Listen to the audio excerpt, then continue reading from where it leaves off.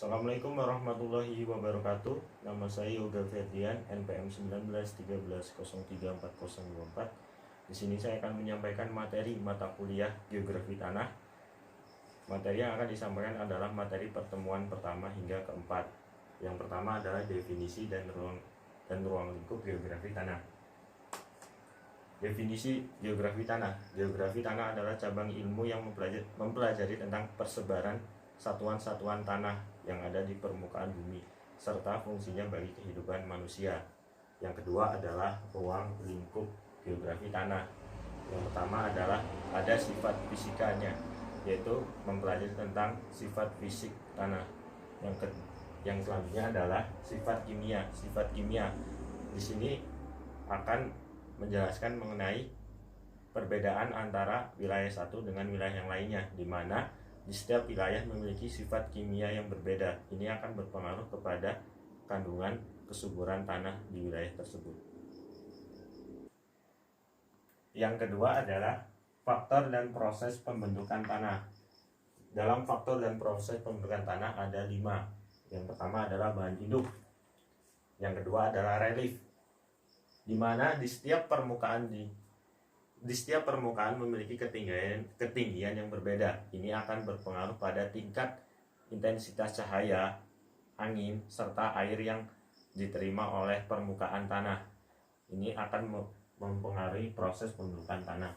Yang kedua, iklim. Iklim sangat berpengaruh terutama pada curah hujan serta temperatur suhu. Selanjutnya adalah organisme. Organisme di sini berperan sebagai pembentuk kesuburan tanah. Selanjutnya adalah waktu, di mana waktu akan berperan dalam proses pembentukan tanah. Yang ketiga ada sifat tanah. Dalam sifat tanah dibagi menjadi 3, yaitu sifat fisik, kimia, dan biologi.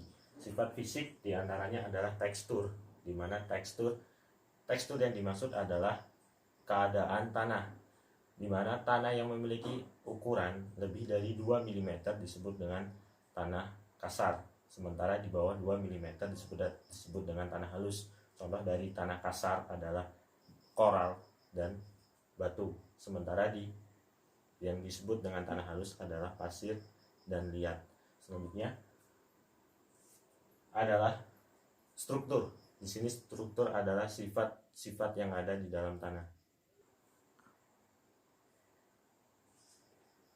Selanjutnya adalah konsistensi tanah, warna tanah, serta pH tanah dan porositas tanah.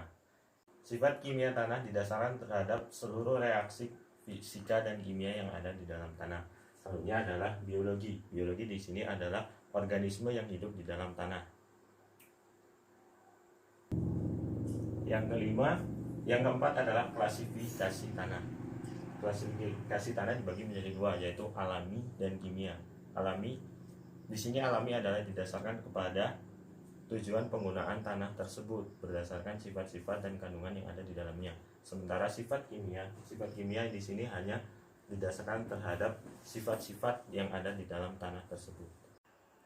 Yang kelima adalah profil tanah. Di sini profil tanah mempelajari tentang lapisan-lapisan yang ada di dalam tanah, biasa disebut dengan horizon, di mana setiap tanah memiliki horizon yang berbeda. Horizon dibagi menjadi 3, yaitu horizon A, O, dan regolith. Materi yang keenam adalah perbedaan tanah gambut dan tanah mineral. Tanah gambut, di sini tanah gambut adalah tanah yang dibentuk dari proses penumpukan sisa-sisa tumbuhan ataupun tumbuhan setengah busuk. Dan yang kedua adalah tanah mineral. Tanah mineral terbentuk atas perkembangan struktur mineral yang ada di dalam tanah. Baik, sekian materi yang dapat saya sampaikan. Kurang dan lebihnya saya mohon maaf. Saya akhiri. Wassalamualaikum warahmatullahi wabarakatuh.